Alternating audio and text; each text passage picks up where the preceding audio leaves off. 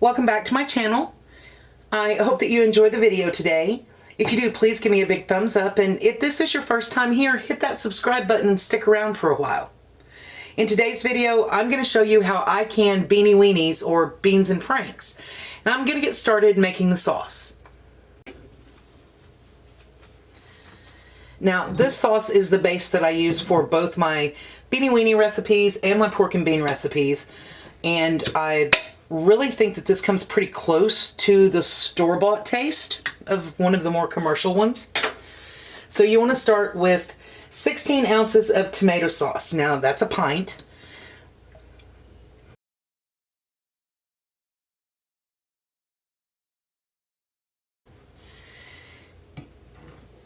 To that, you're going to want to add 3 cups of water.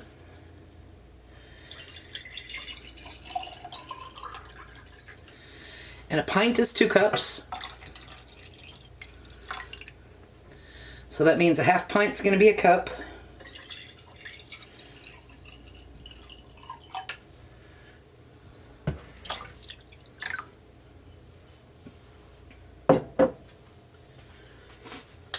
To this, we're going to add a 1/4 cup of brown sugar.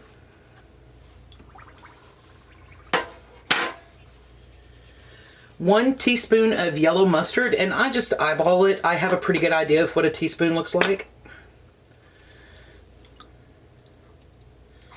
There we go. 2 tablespoons of honey, and again, I'm just going to eyeball it. Now, you can use molasses or cane syrup.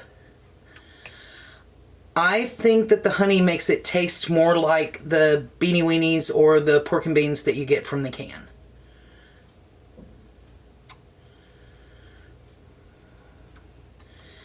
And I think that when you switch to molasses, it gives it more of a baked bean flavor than a pork and bean flavor.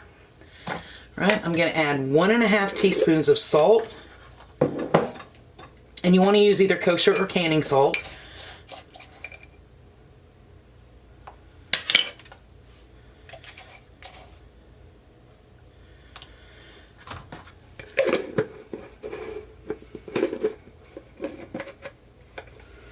And 1 teaspoon liquid smoke.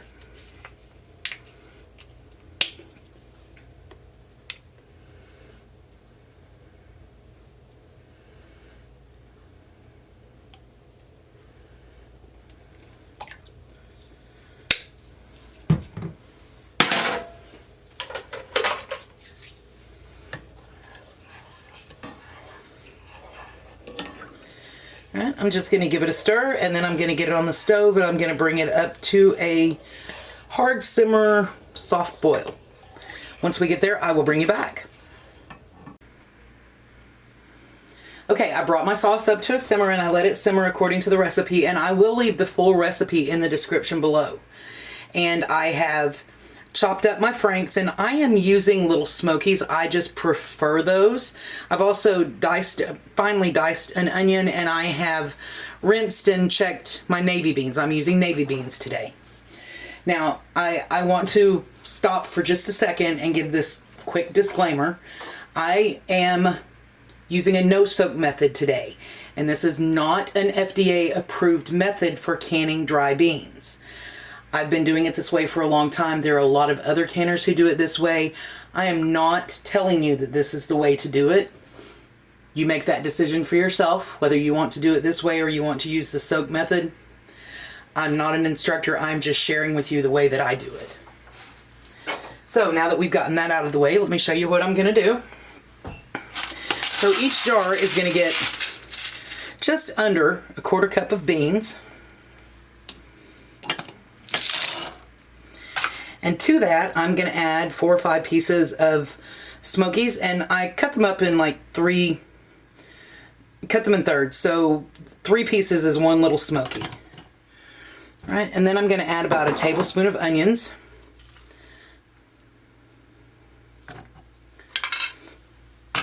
To that, I'm going to add a 1/2 cup of my sauce.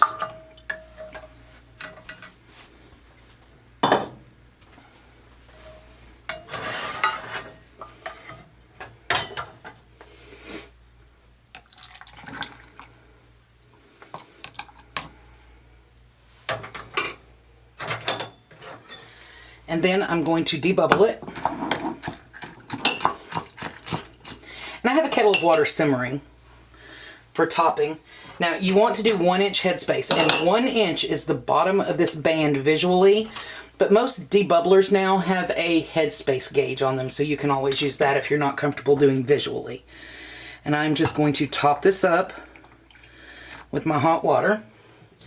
I'm going to get the rest of these filled and get the rings and lids on and get them in the canner.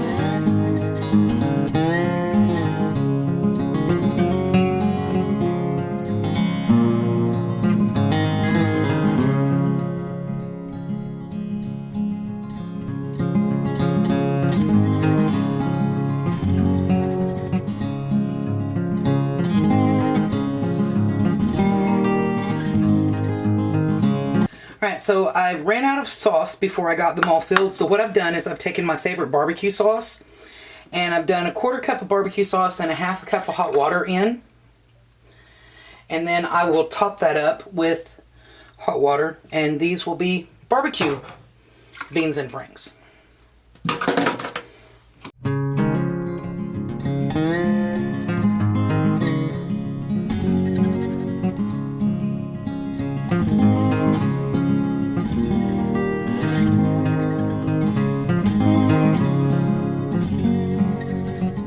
Alright, so this part is very important. I'm going to take a piece of clean paper towel, and I have a small bowl of vinegar, and I'm going to dip in the vinegar and I'm going to wipe the rims. Now, you want to do this even if you think you didn't get anything on the rims, you still want to do this. And now, this serves 2 purposes. First, it cleans anything off the rim that might be on it that would prevent you from getting a good seal, but the other purpose is when I prepare my jars, I always check the rims to make sure there are no nicks or bumps or anything, but if you use a thin piece of paper towel that's got vinegar on it, it gives you a chance to check them a second time.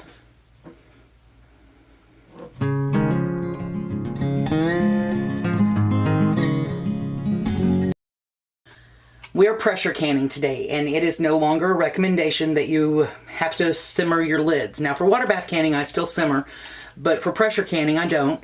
So we are going to put these on. And we are just going to go finger tight and into the canner.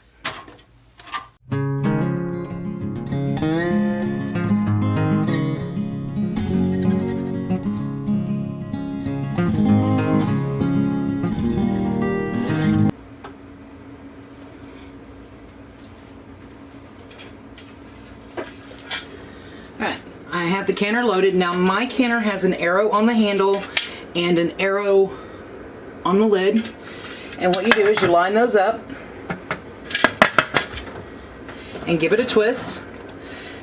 And what we're going to do now is we're going to put it on high and let it come up to steam, and when there is a steady stream of steam, it's not easy to say, a steady stream of steam coming out of the vent pipe, I will bring you back.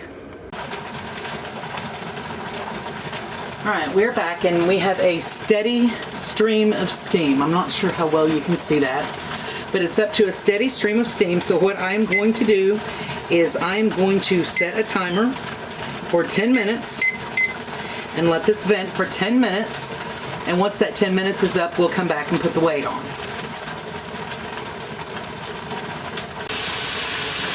Okay, the 10 minutes is almost up. It's got a few seconds left. And I wanted to show you that I use a weighted regulator for mine. These come in 3 pieces. It's 5 pounds pressure, 10 pounds pressure, and a third ring would make it 15 pounds pressure. For my altitude, I use 10 pounds by weight. Oh, there's the timer. All right, so I am just going to set my regulator on. Now, it's very important that you can at the correct pressure for your altitude, and I will leave a link to a website in the description below where you can get the correct altitude for your address. Once this is up to pressure and starting to jiggle, I will bring you back.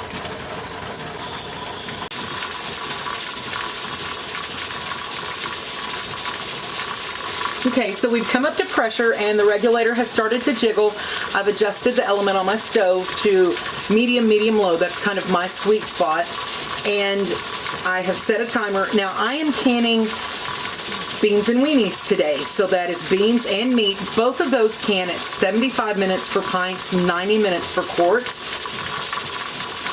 I'm canning in half pints, which get canned at the same time as pints.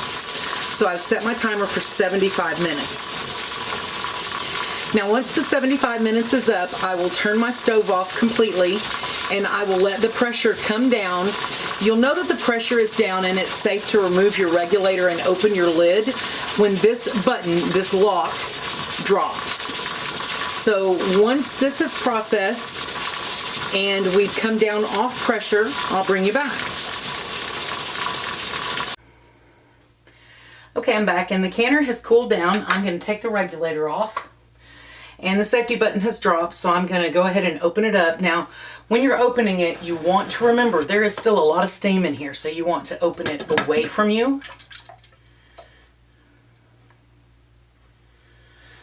Set the canner lid aside.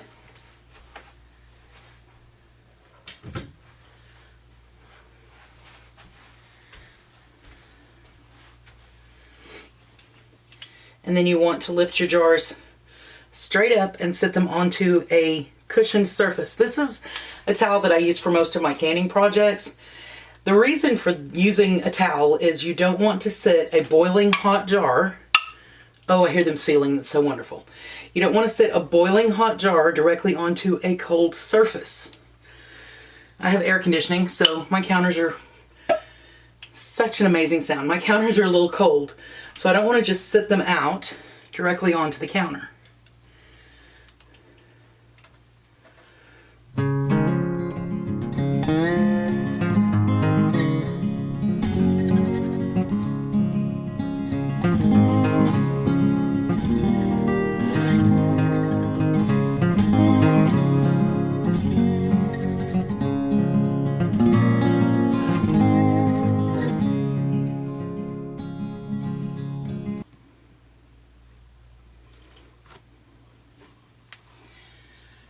And there you have it.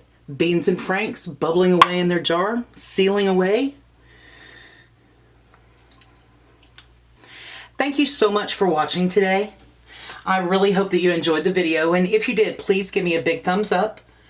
If you enjoy videos of canning and mostly Southern cooking, I hope that you'll subscribe, and if you hit the notification bell, they'll let you know every time I upload a new video. Again, thank you so much for watching today. Have a wonderful rest of your day. So, I thought I'd share with you how they turned out because I'm having beans and Franks for dinner.